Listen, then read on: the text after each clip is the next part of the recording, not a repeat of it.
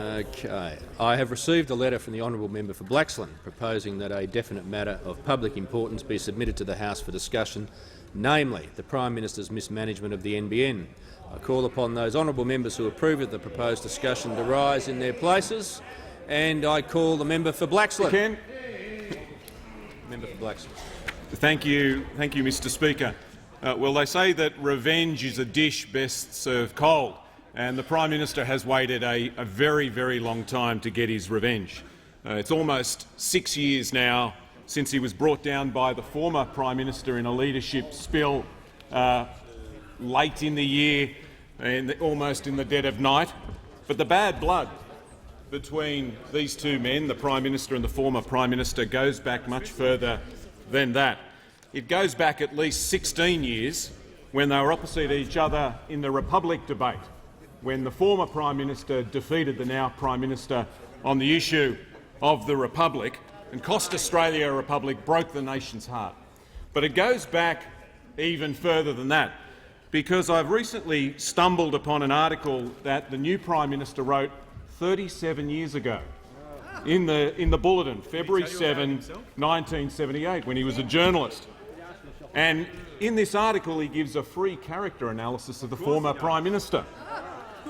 And he says this, he says this, reporting about an AUS conference. The leading light of the right-wingers in New South Wales is 20-year-old Tony Abbott.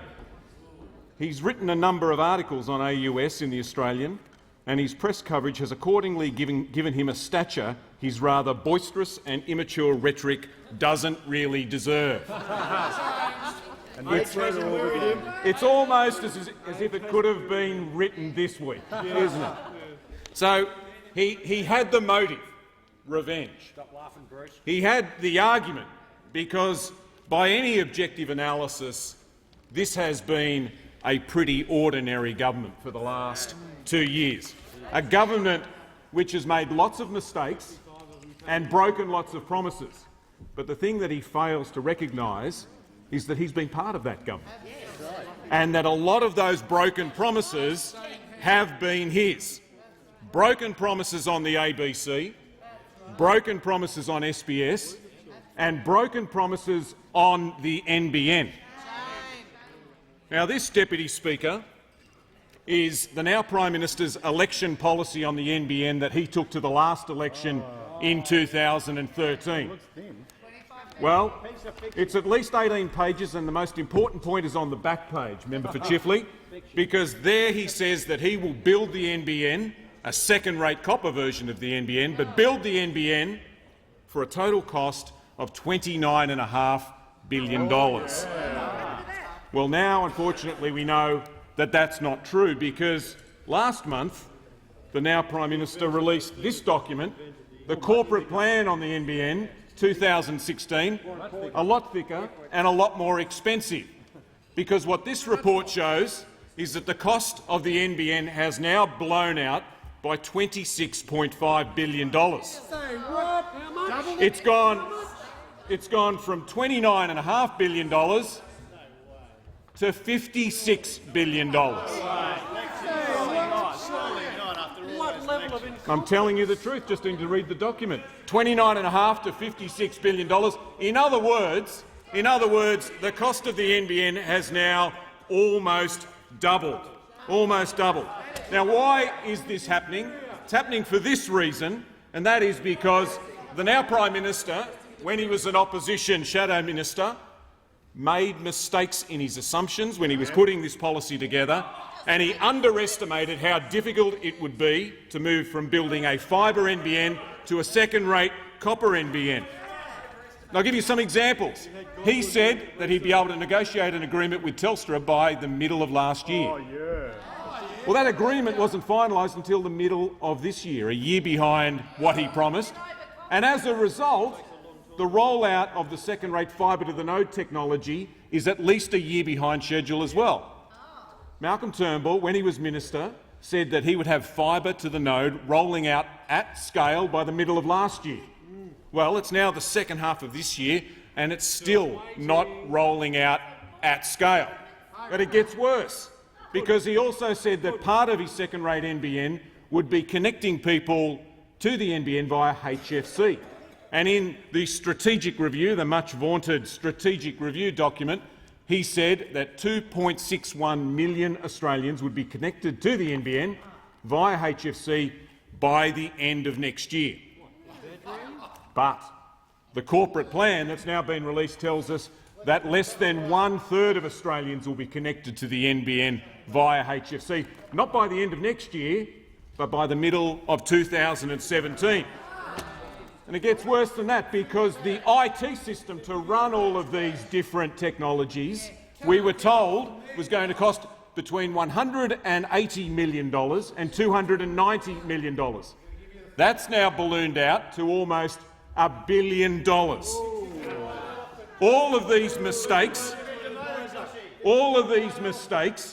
are based on these documents. The election policy that said it would only cost $29.5 billion, and at the time I remember the then Shadow Minister saying that this was based on assumptions which were conservative, and mistakes made in the strategic review that said the cost had blown out, from $29.5 to $41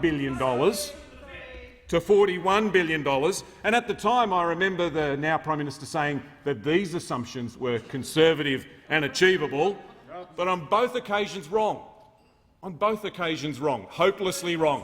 It's not $29.5 billion, it's not even $41 billion, it's now $56 billion. You know, I've got to give it to Tony Abbott and Joe Hockey. I know they doubled the deficit, but this Prime Minister has almost doubled the cost of the second-rate NBN. And it's not just the cost that's blown out. Last week was the second anniversary of the election of Tony Abbott as Prime Minister, and that night when he was elected, he issued a public letter to the people of Australia. And he said this in the letter: "I want our NBN delivered within 3 years, and Malcolm Turnbull is the right person to make this happen." 3 years, Malcolm Turnbull's the right person to make this happen. 3 years. Well, that means NBN done by the end of next year, doesn't it? Well, that's not going to happen. It's another broken promise. The corporate plan that I referred to tells us now that the NBN won't be completed until the end of 2020. So instead of 3 years, it'll take 7 years. So in other words, he's doubled the cost of the NBN, and he's more than doubled the time that it's going to take to roll it out. This is the record of the former Communications Minister. This is the failed record of the former Communications Minister, just like the former Prime Minister, a shopping list of broken promises. It's now going to cost double what he promised and take twice as long to build as they promised. But it gets worse than this, because at the end of it, when it's all built, what do Australians end up with? A second-rate NBN. An NBN that Simon Hackett, the man Malcolm Turnbull appointed to the board of the NBN, said this of. Get ready for it. And I don't know what to do, Deputy Speaker, other than just read it out. Quote, "FTTN sucks. If I could wave a wand, it's the bid I'd raise." So there you have it. There's the expert, the man that the now Prime Minister appointed to the NBN board, who says that his second-rate version of the NBN sucks. Well, why has all this happened? It's happened because I think that the now Prime Minister has been a bit distracted for the last few months. He's been focused on something else. Focused, I think, on getting ready for something a little bit different. And you've seen evidence that he's been prepared to do whatever it takes to move jobs from communications to the Prime Minister by the answers that he's given on climate change and on marriage equality over the course of the last few days. And in response to our criticisms of this, he says, "Come now, it's not the means, it's the ends. It's not the means, it's the ends." What a most appropriate answer, because for this Prime Minister it's always been about the ends. And if you want evidence of that, you just need to read The Good Weekend from April 13, 1991. Malcolm Turnbull, "Humility is for saints."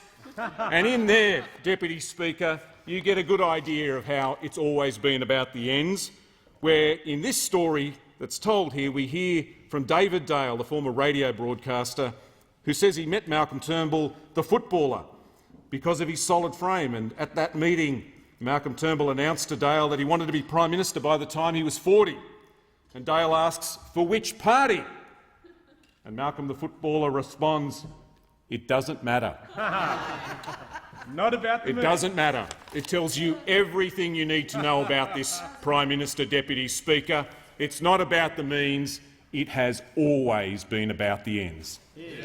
Order, and I call the Honourable the Parliamentary Secretary to the Minister for Communications. Thank you, Mr Deputy Speaker. What a measure of chutzpah, what a measure of sheer brazen effrontery it takes for the Labor Party to stand up and criticise the coalition on the NBN. This is like somebody who's crashed his car, who runs away and then comes back to the scene later to berate the tow truck driver about how he's doing the fix-up job.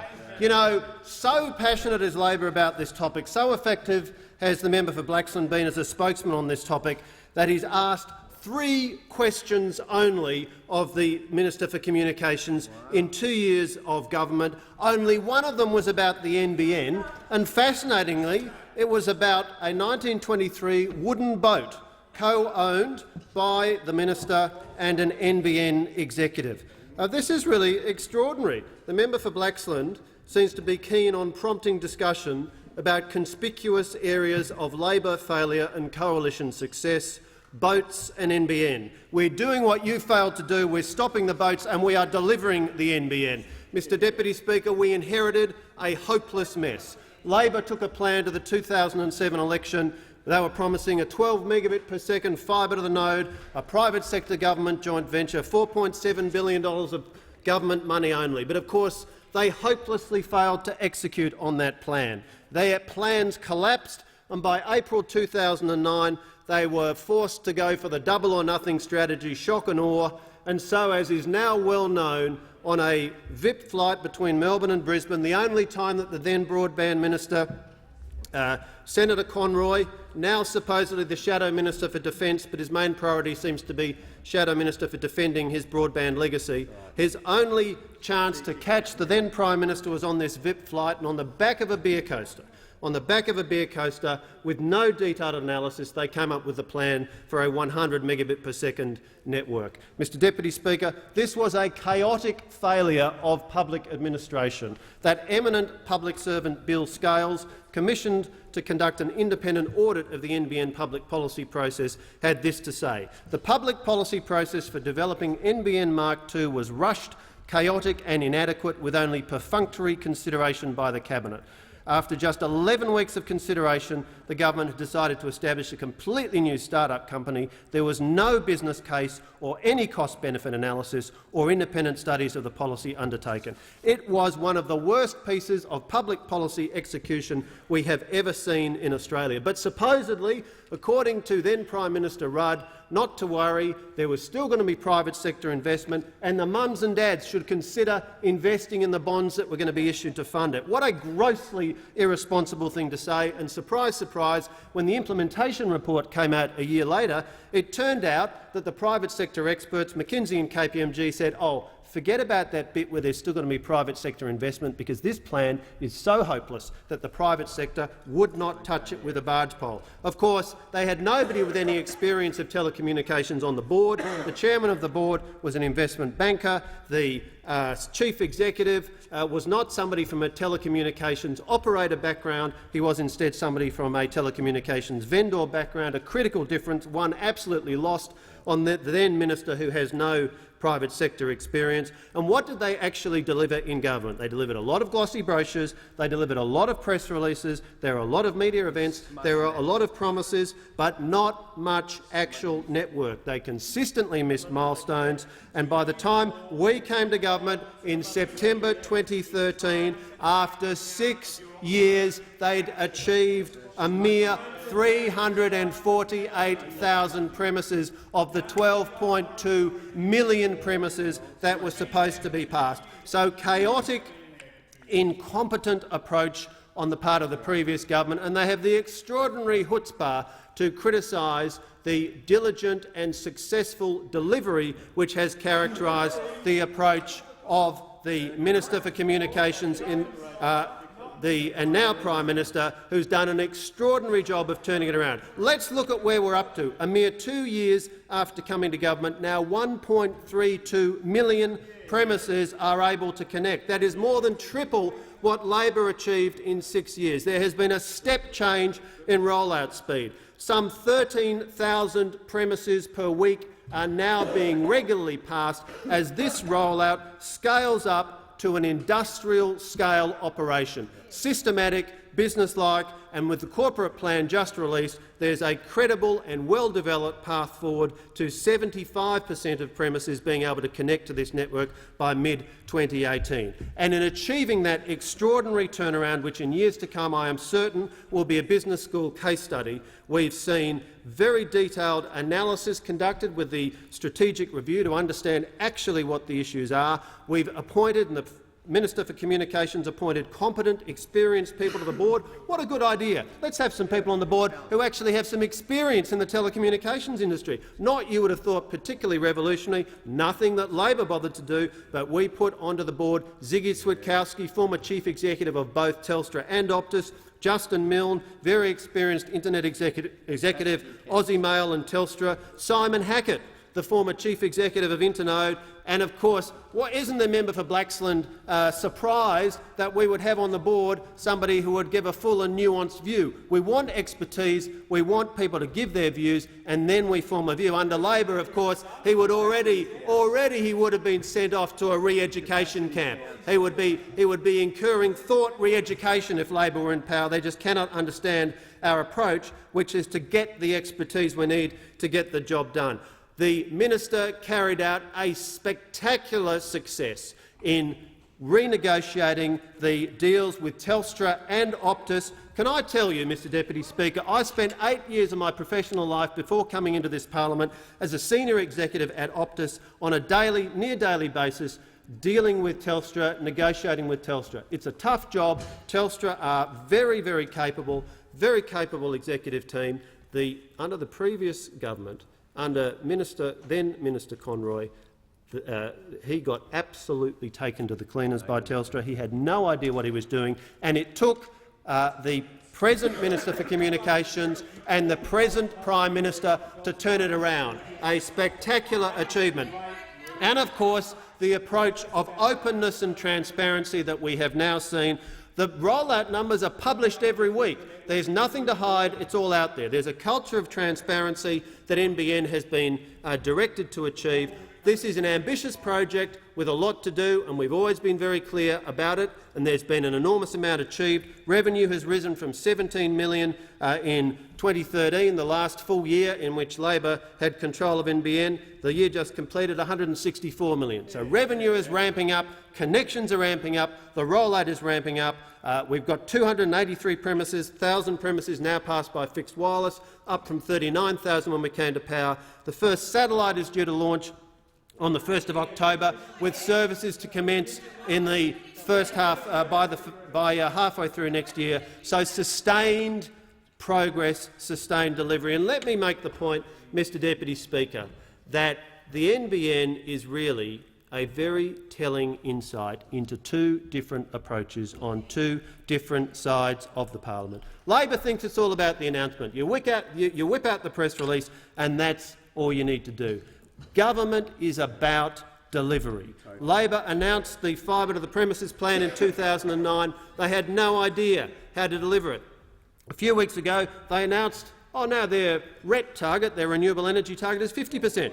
No idea how to deliver it. They promised free trade agreements for years without delivering them. They promised that they could stop the boats. They said, the Malaysian solution is going to fix it. The regional processing centre is going to fix it. And they never delivered it. On this side of the parliament, we're about a sensible plan and on execution and delivery. Free trade agreements with Korea, with Japan, with China, delivered. Stopping the boats, delivered. An NBN rollout with a relentless focus on delivery, and in 2 years we have tripled what Labor managed to achieve in 6 years of government. The Australian people expect their government to deliver. What they have seen when it comes to the NBN is the Minister for Communications and now the Prime Minister leading a relentless focus on execution, a credible strategy based on the detail, and getting the job done so that the number of people who are able to connect and who are able to get the service is steadily rising, a credible path forward so that by mid-2018 we will be at 75% of premises around the country able to connect to the network. This is the systematic, business-like, fact-based, rational approach of the Minister for Communications as he remains, and as the Prime Minister as he now is. He has delivered a remarkable turnaround on the chaotic incompetence that we inherited from Labor when it came to the NBN, and we will see the same approach across all of government as the Minister for Communications becomes the Prime Minister. Order.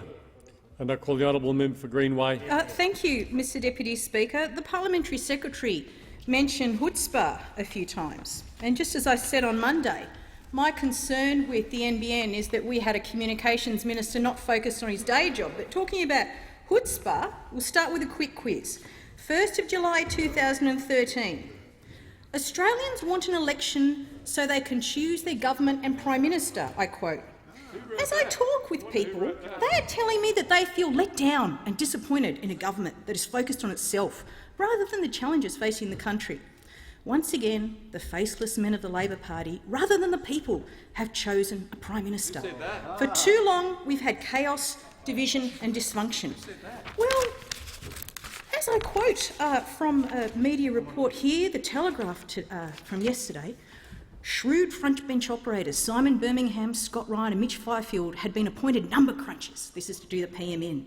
But their job was headed by Mr Turnbull's Parliamentary Secretary, Paul Fletcher.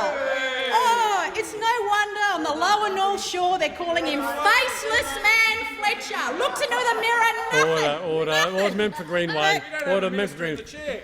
Member for Corangamite on a point of order. Point of order, Mr Deputy Speaker. I would ask the member opposite to return to the subject matter of the MPI. What she said is totally inappropriate, and she needs to return to the subject matter of the MPI. Thank you. The member for Greenway has the call. It's been wide-ranging on both sides of what I say, but I will remind the member for Greenway of the MPI, which has come from their side of the House. Member for Greenway has the call. It certainly is about the NBN, Mr Deputy Speaker. And on this point, we even had the Prime Minister giving us one of his pompous little lectures today about how we need to lift this place. We need to rise above politics in this place. And he said that on the first day that he came in.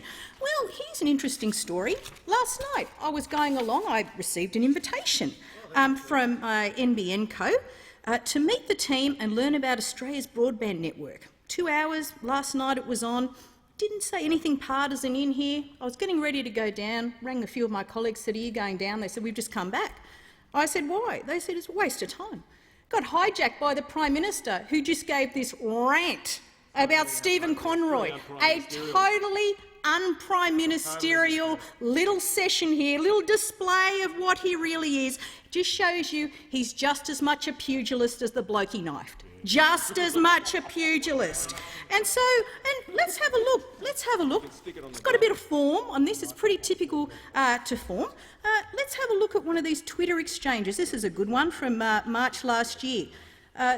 This person says, bought a house in Ocean Grove. No NBN, no cable, no ADSL 201, back to the dongle. Malcolm Turnbull, just curious, if connectivity was so vital to you, why did you buy a house where there was no broadband available? Lifestyle choices. Lifestyle choices. When you hear this Prime Minister always talk about his experience, I remember 5 years, for the last 5 years, especially when we were in government debating this bloke, he'd always talk about you. Big name dropper. Yes, I was having a brandy with Rupert the other day, and never talks about consumers. Never, ever talks about consumers. But I tell you the consumers who should be concerned, Mr Deputy Speaker, I know you will be very alive to this. It's that the Nationals, the Bush, has been sold out again by this Minister for Communications. Not only has he absolutely put an axe to universal wholesale pricing, in a very sneaky way, and you don't need to take it from me. Have a look at National Senator Barry O'Sullivan here in Queensland Country Life. Miss sparks are flying within the coalition as fiery National Senator Barry O'Sullivan takes aim at Federal Communications Minister Malcolm Turnbull for subjecting rural communities to third world services. Shame on our nation, Mr O'Sullivan said. I'm embarrassed to be part of a party whose government would allow this to continue. I think Malcolm should roll his swag out and run his ministry from here for a month, and then I think Malcolm will change his opinion. But we know that this is a government who said when they were in opposition, these long-term satellites, Rolls-Royce, just get NewSat to do it, NewSat, which has gone into administration, by the way. But now they're saying these satellites are going to be a game changer. And I know the Deputy Speaker is the member for the area who were promised on a handshake promised by the last Prime Minister to get fibre optic cable. I am reflecting on the former minister in this area and his failure to deliver for the bush. The honourable member's time has expired, and I call the honourable member for Baths. Thank you, Deputy Speaker. And I couldn't believe my eyes when the member for Blaxland's MPI landed on my desk. Initially, I thought it was the two of my amigo colleagues having a bit of a go at me. I thought this couldn't be serious. Labor talking about the NBN, Labor talking about fiscal responsibility. But it appears that in moving this motion, the member for Blaxland is absolutely intent on reaching the pinnacle of Mount Hypocrisy, because Labor's record with this national program is an exemplar, Deputy Speaker, of how not to deliver a major infrastructure project. Because the reason why Australia, at the end of the 2013 election, was on a trajectory to $667 billion of debt was exactly because of this sort of willful, disrespectful, wanton waste of taxpayers' dollars. So let's just address some of the facts that the member for Blaxland so conveniently avoided. Labor's approach to the NBN was conceived on the back of an envelope in a 34 Squadron VIP aircraft. Now, I understand it was the Baldrick approach to policy development, pairs of underpants on the head and two pencils up the nose. No cabinet process, Deputy Speaker. It was a rubber stamp by then Prime Minister Kevin Rudd and the then Communications Minister Stephen Conroy. Think about that for a moment. No business case, no cabinet process for the expenditure of tens of billions of dollars of taxpayers' money. The biggest, most complex infrastructure project in Australia's history. It is characterised by chaotic planning, flawed advice, inadequate governance and no benchmarking. Now, you would think, Deputy Speaker, if you're going to spend tens of billions of dollars of taxpayers' money, you would look in other parts of the world for best practice where this has been rolled out. You would go and talk to companies like Alcatel-Lucent, that with noise reduction technology have proved that you can shift data at 100 megabits per second across copper. You would go and talk to the exemplars of the wireless world that can move data at incredible speeds. But no, Mr Conroy and Prime Minister Rudd know best. They always knew best because they always thought they were the smartest men in the room. And what history shows us, Deputy Speaker, is that despite extravagant promises over 3 elections, which were never realised, this was probably the most poorly managed project in the Australian Commonwealth history. Now, my home state of Tasmania is a compelling case study of Labor's NBN catastrophe being turned around by this government. The early NBN rollout in Tassie had ground to a halt. The lead construction partner, Vision Stream, had downed tools. Hundreds of contractors had no work. They were contacting me, Deputy Speaker, having made a significant investment in this project. Their future was enormously uncertain. Only 32,000 households had fibre running down their street, yet a quarter didn't even have a direct link into the network, so they couldn't order a service. The then Communications Minister, now Prime Minister, Malcolm Turnbull, saw this firsthand when he came to Launceston on the 4th of April. He met with some of those contractors. He helped me run a public communications forum in Launceston, and he saw the gulf between Labor maps and the reality on the ground. And in government, Deputy Speaker, Labor's embarrassment is obvious, and we see that in the first 2 speakers, who talked about everything but their record when it comes to the NBN.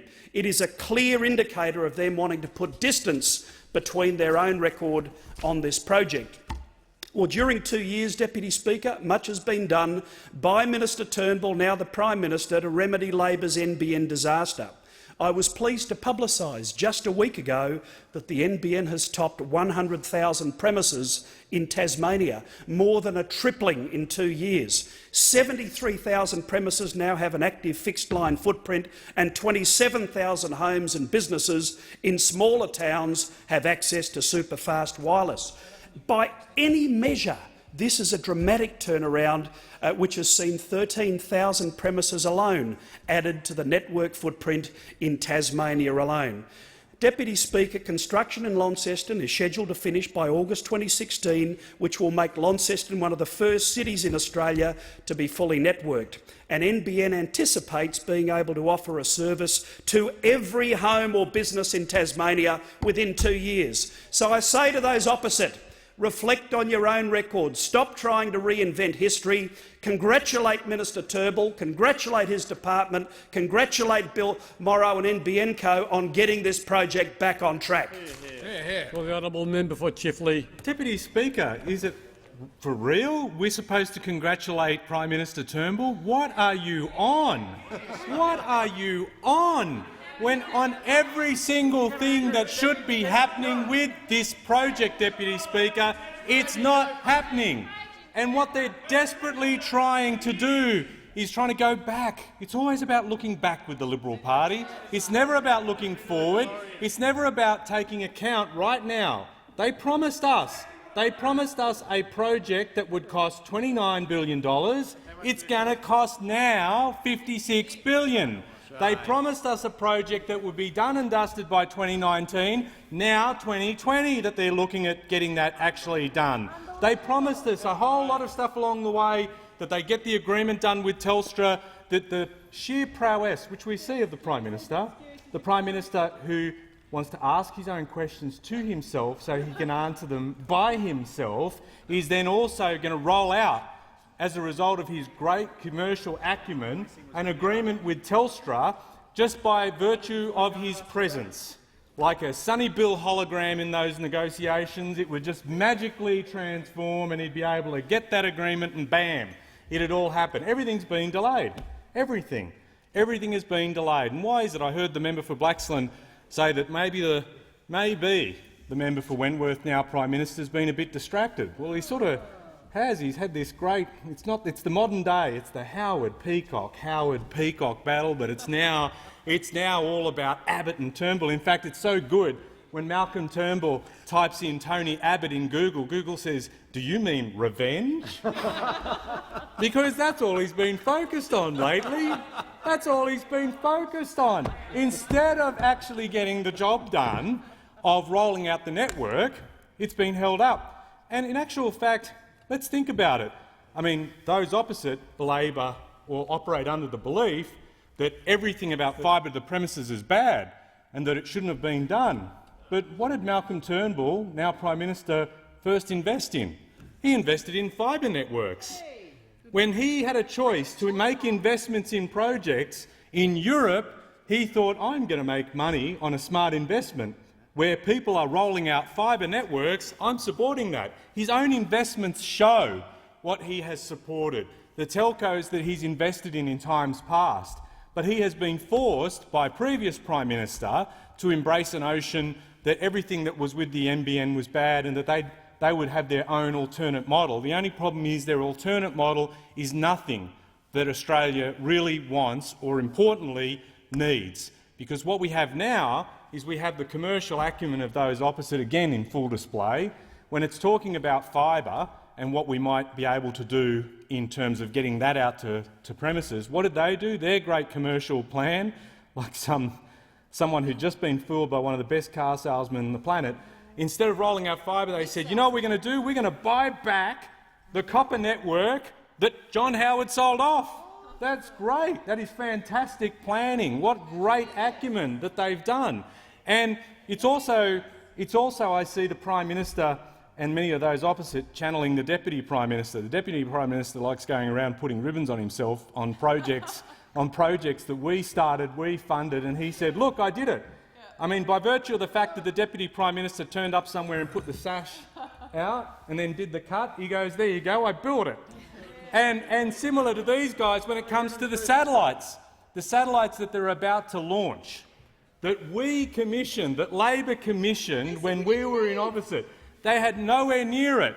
Nowhere near it did they come to actually even making the decision on it. And there they are out there with their little toy rockets, looking forward to those satellites going up and being able to claim it was them. It was all us. We put those satellites up there.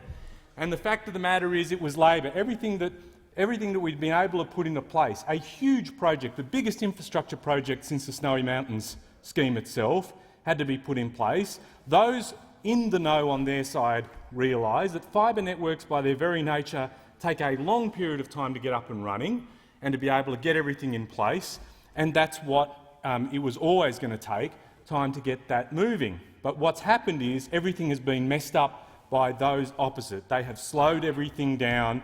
It was review after review after review, political line after political line, but no fibre, no service, no solution to the things that Australians want and need in this country. Call the honourable member for Swan. Speaker, it's always a pleasure to follow the member for Chifley. If not anything, he's entertaining. But yeah, and I'm glad he didn't show us his rocket. I'm glad he didn't show us your rocket, mate. But I will bring a local West Australian perspective to this debate. The absolute shambles that NBN was in Western Australia at the time of the election is often forgotten. So let me take you back again, member for Chifley. You're talking about going backwards. I'm going backwards again. So let me take you back to September 2013. He's leaving. Don't want to hear this. Here he comes, great. And the situation that the incoming Minister for Communications, now the Prime Minister, was faced with in West Australia when the coalition was elected to government. At the time of the election, there were only a handful of premises connected. The work had basically stopped, with only 34 premises connected across the whole of West Australia. 6 years for 34 premises. Well done, well done. What an achievement. What an achievement. Great achievement. The lead contractor, Synthio, had announced it would be pulling out of the state and no longer continued with the project in WA due to the difficulties it had in delivering anything. And they left a lot of subcontractors unpaid, all under the Labor management, all under Labor management. There were 3 separate investigations in WA which were underway into claims asbestos was mishandled in the rollout during the 6 years of the Labor management, including in East Perth, Canning Vale and Victoria Park in my electorate of Swan. And there was also an investigation in the seat of Canning that was raised by the former member, Don Randall. The member moving this motion talks about the mismanagement of the NBN. What was happening with the NBN in WA in 2013 was perhaps the worst type of mismanagement I've ever seen in my years in business and in government. The task facing the incoming minister was a massive one, and as the then Minister for Communications said on the 5th of June 2015, it is much harder to get a project that has failed or that has been mismanaged back on track than it is to get a new project from a greenfield start on track. But the minister has managed to turn the NBN around, particularly since the election, and particularly in my electorate, which has become the most advanced electorate in terms of rollout of the NBN in Western Australia. You can see, looking at the rollout map, that each of the 4 local government areas in my electorate now contain at least some areas where the NBN has been completed, is under construction or is in the build preparation phase, where in September 2013, under Labor, I think there was about 14 premises connected in my electorate.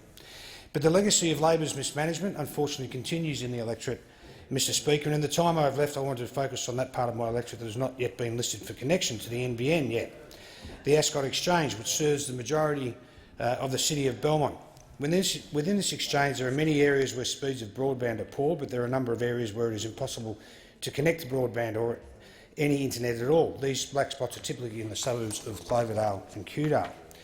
One of the frustrations of my constituents in these areas is that when they are often told by Telstra when they ring up that they will be able to connect, the official coverage maps also show that there are connections available. However, the reality which my constituents tell me in the many letters I receive on the Ascot Exchange is very different. Typically, after going through a long process, the people in these areas can become resigned to the fact that they cannot yet connect. But Labor have let down the people who live in the Ascot Exchange in many ways, let them down in many ways. Back on the 17th of September 2007, which is today, exactly 8 years ago, referring to the Ascot Exchange, the Labor member for Swan at that time wrote to a constituent in my electorate and said the following: Labor's national broadband network will solve Ascot's broadband problems. Labor's national broadband network will solve Ascot's broadband problems. He also wrote, and referring to what the member for Blaxland before talking about the price and how much the broadband was going to cost, he also wrote in his letter, Labor will invest up to $4.7 billion to establish a national broadband network in partnership with the private sector. Where the hell did he get that figure from? $4.7 billion. Talk about an understatement by the Labor member for Swan, Kim Wilkie. But then we had 6 years of Labor government, after he had promised in a letter that Labor would fix the Ascot Exchange. Early on in that time, in 2008, the Eastern Metropolitan Council commissioned a detailed broadband black spot survey of the Ascot Exchange area, and this survey definitely documented all the problems in the area. This survey went on to become the basis of a submission to the federal Labor government, for the Ascot Exchange to be prioritised in the NBN. This submission was actually rated extremely high by the minister's own department. Yet when the time came for a rollout, the announcement came and Belmont and Ascot Exchange was left out by the Labor government, who let down the people in Belmont purely for political purposes and mismanagement. Order, and I call the honourable member for Hotham. So much, Deputy Speaker. Deputy Speaker, there are so many policy areas that make me incredibly proud to be a Labor member of this parliament, whether it's the fairness that we put towards our health policies, the equity in our education policies. We're a party that's very clear about what our values are, and we build really good policies around it. But there's few policies that make me more proud of the work we've done on this side of the House than the National Broadband Network policy. We've watched in the last few days and weeks as those on the other side have constantly turned back and looked to their past. We've seen them have these awful fights between themselves. We've seen cabinet leaks. And all this time, those of us on this side of the House have been looking to the future, Deputy Speaker. And what we are concerned about is a massive transformation that is happening because of the digital revolution. Now, I've got my friend, the member for Gellibrand, sitting in front of me, and one of the really fascinating facts that he likes to talk about is that these smartphones that we all walk around in our pockets are actually more powerful computer systems than the computer systems that put 2 men on the moon. Deputy Speaker, the implications of this revolution for the way that we live and work in this country are absolutely profound. In 2013, an Oxford University study showed that about half of all of the jobs that exist today will be gone in 2 decades because of technology. Now, in the face of these facts, what we do on the Labor side of the House is think about what this means for the country and what we can do to help the people we represent prepare for this transformation. Now, we know, Deputy Speaker, that the piece of infrastructures that helped us build the prosperity we enjoy today are going to be different, the ones that helped us in the past from the ones that we need in the future. And what we need in the future, Deputy Speaker, is world-class broadband. This is going to underpin all the innovation and the prosperity that lays ahead for our country. So we put forward a visionary nation-building policy, and, Deputy Speaker, it was a policy that was so necessary. When we look at the facts about the performance of our broadband in Australia, it's actually quite terrifying. And we've seen in the 2 years that the current Prime Minister was the Communications Minister us fall further and further back on global rankings, so that now, Deputy Speaker, we are 44th in the world for our broadband speeds, according to the Akamai recent report. And I mean, when I just look, Deputy Speaker, at the countries that are whipping us on this, countries like Latvia, countries like the Czech Republic, like Romania, like Taiwan, like Russia, Deputy Speaker.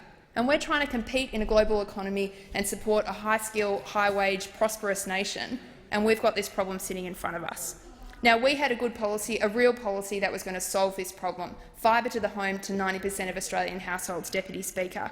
But what we had was this minister, this Prime Minister, who thinks he really knows everything, Deputy Speaker. We saw that today in question time. It's a little bit embarrassing, I have to say. But he brought that hubris into the communications portfolio, and what did we see? What's come out the other end after 2 years? What we saw was a minister who thought he knew better come in and say that he could deliver a similar product for a much lower cost. And he told us that this was going to cost $29.5 billion, Deputy Speaker. After 2 years, because of his mismanagement, Deputy Speaker, because of his lack of understanding about what would need to happen to get the policy in place, the cost has almost doubled. And that's not the only thing, because the speeds we're going to see, the speed of the rollout is going to be completely different. We were told by this minister that it would be 3 years in rollout. Instead, it's 7 years, Deputy Speaker, before we're going to see the big difference in my community in Hotham.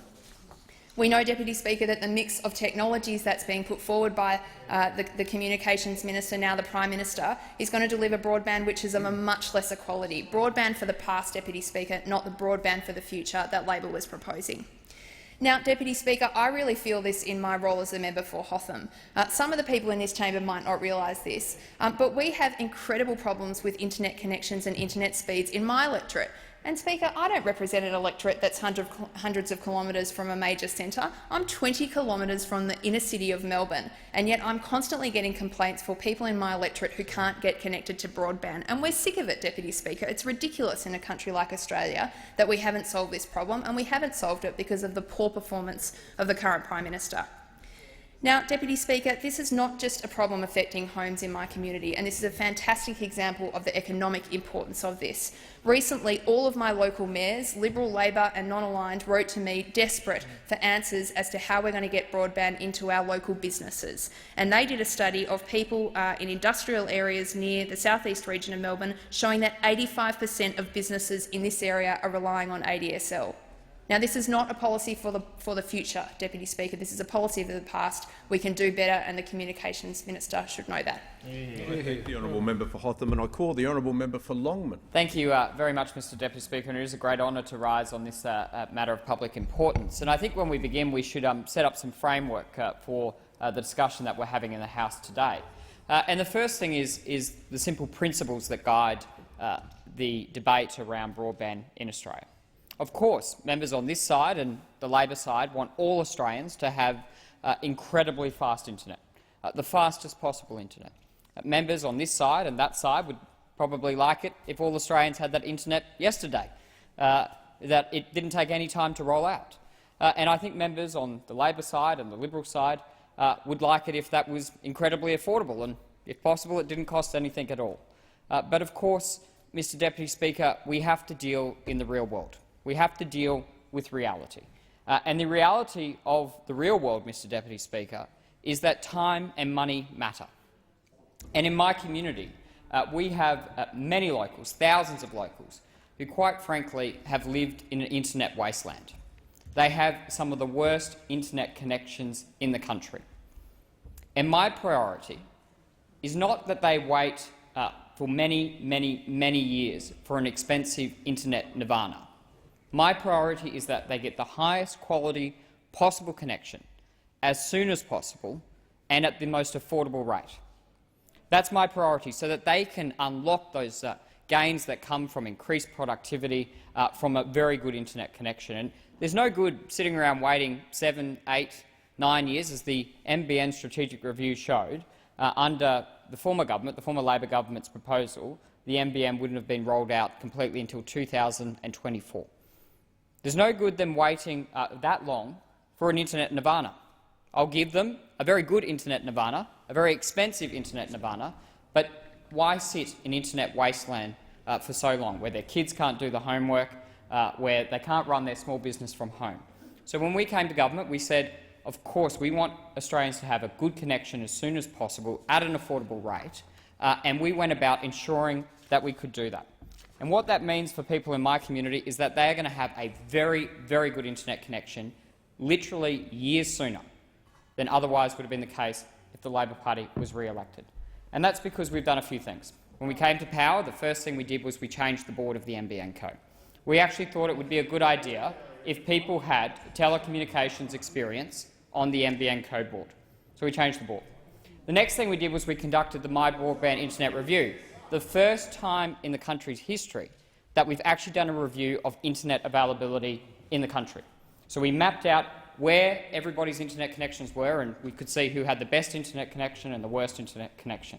And we've given that to NBN Co, and we've said, instead of rolling this out based on politics, instead of ensuring that people in Sydney who already have a very good internet connection have an even better internet connection, prioritise the areas of most need first, so that people in my community who have terrible internet connection were prioritised over those people in Sydney or Melbourne who have already quite a good internet connection. The next thing that we've done is we've trialled the rollout of the FTTN network, and what that means for people in my community, for 37,000 homes who have been part of this trial, they will get a connection to the NBN literally years sooner than otherwise would have been the case.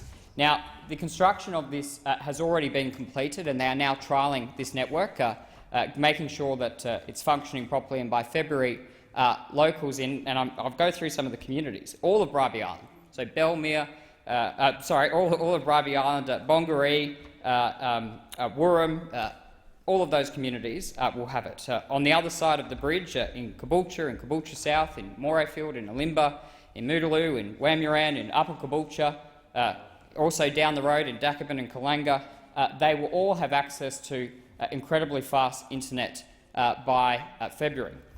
We've also already started construction on another 5,000 homes in Beachmere, in Goodwin Beach. I kind of feel like I'm singing "I've Been Everywhere, Man."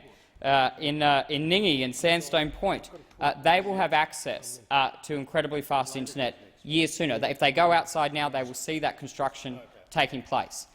And this is a way of ensuring that we recognise the realities of the real world, that time, that money, they mean things. And for locals in my community who would have otherwise had to wait years and years and years for an expensive internet connection, will instead be connected to an incredibly fast network in the very near future, meaning they can do their homework, they can grow their businesses and enjoy that productivity. I thank the honourable member for Longman, and I call the honourable member for Griffith.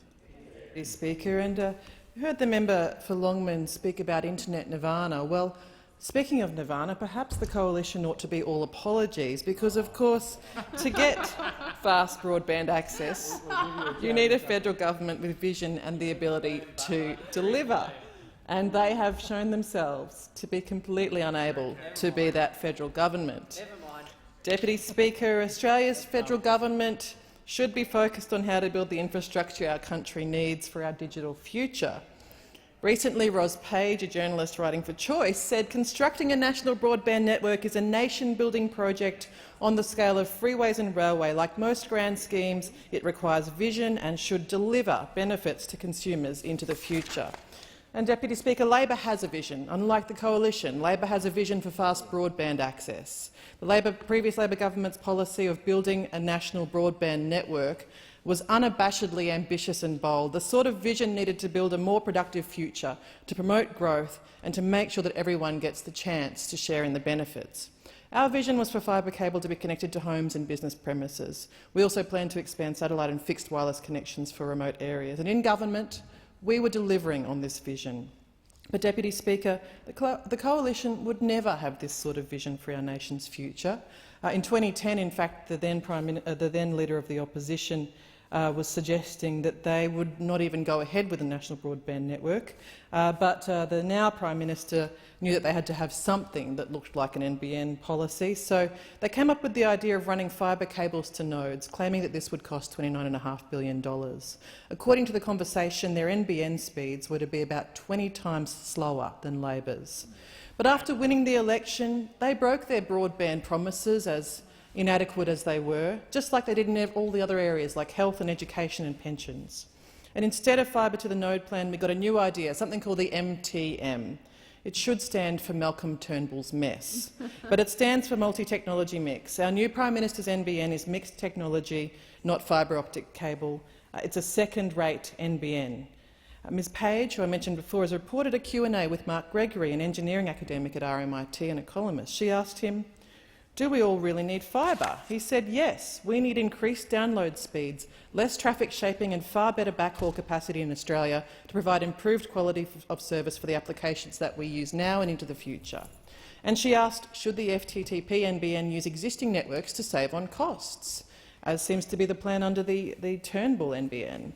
And he said, "This should only be an interim measure while fibre to the premises is being built. It could utilise fibre networks that go to dwellings." But, Deputy Speaker, the point was it should be an interim measure, because we all know that this is a second-rate NBN and what people really want is fibre. So this Malcolm Turnbull's mess NBN is a second-rate NBN and it costs more than Labor's plan. As I said before the election, the now Prime Minister promised the NBN would cost $29.5 billion. After the election, he said $41 billion. Now he's saying $56 billion. That's almost double the amount of his original promise. And now the Prime Minister's original commitment was that everyone would have 25 megabits per second by the end of 2016. Now that timeframe's more than doubled to the end of 2020. And yet, as the conversation has recorded, demand for broadband has grown at about 30 to 40% per year. The conversation has said it is likely that the domestic broadband customers will be seeking bandwidths of more than 100 megabits per second by 2020 and about 1 gigabyte per second by 2035. So this NBN, this second-rate NBN that this government said it was going to try to deliver, is completely inadequate for the needs of Australia's future.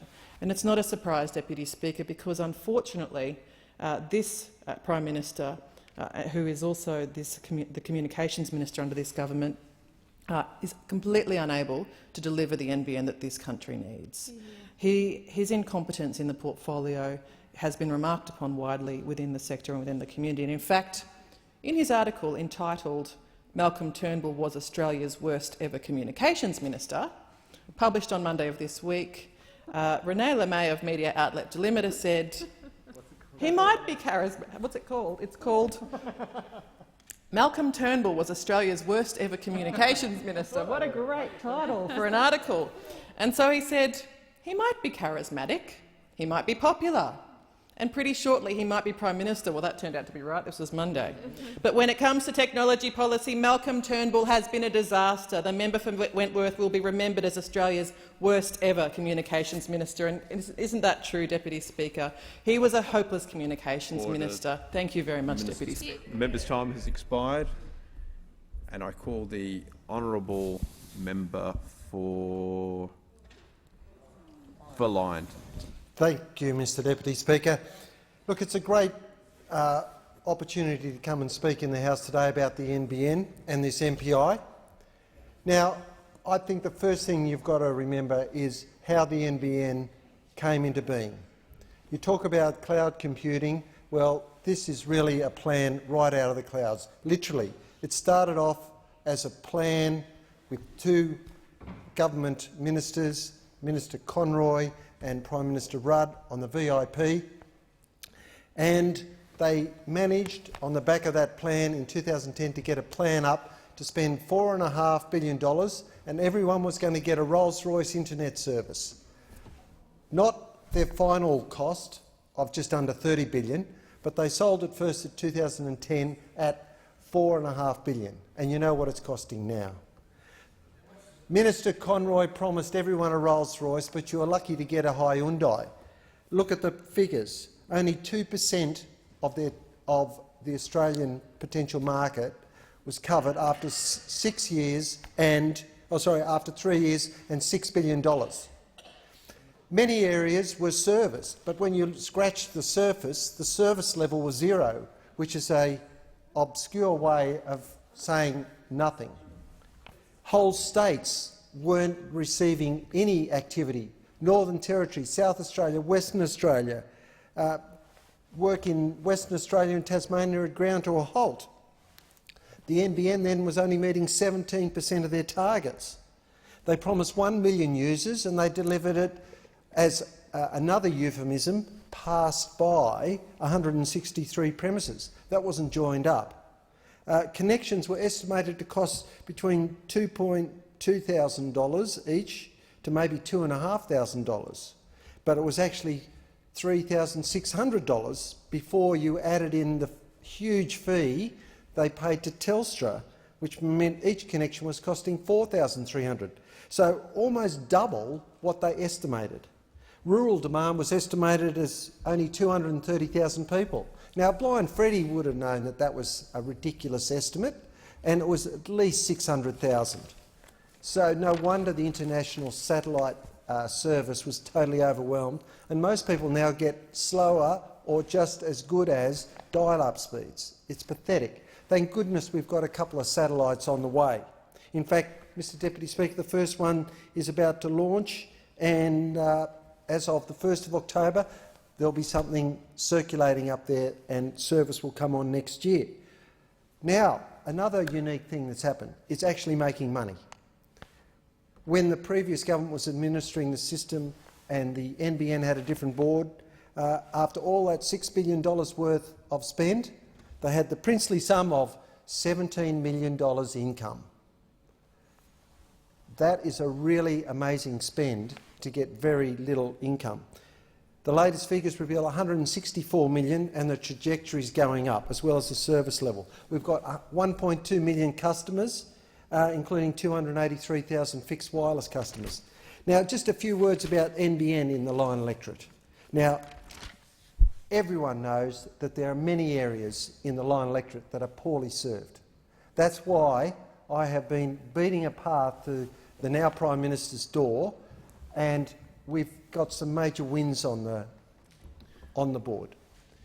In the town of Taree, the beating heart of the Lion electorate, on the banks of the Manning River, a bustling CBD area, in the previous iteration, in the previous plan, it was totally left out. And they had a huge donut in the middle of their NBN fibre to the premise plan. Thank God we were able to get that changed, and now it's being rolled out as we speak.